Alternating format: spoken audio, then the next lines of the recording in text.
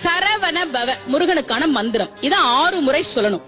இப்ப சாவ தூக்கி பின்னாடி போட்டீங்கன்னா ரவண பவச, அத 6 முறை சொல்லணும். இப்ப ராவ தூக்கி பின்னாடி போட்டா வனப வசர, வாவ தூக்கி பின்னாடி போட்டா நபவ சரவ, இப்ப நாவ தூக்கி பின்னாடி போட்டா பவ சரவண, பாவ தூக்கி பின்னாடி போட்டா வசர வனப. ஒன்னொன்னையும் 6 முறை சொன்னா 6 × 6 36 வரும். இப்படி சொன்னால் 5 நிமிஷத்துல சொல்லிடலாம். கந்த சஷ்டி கவசத்தை 36 முறை சொன்ன பலன் கிடைக்கும்.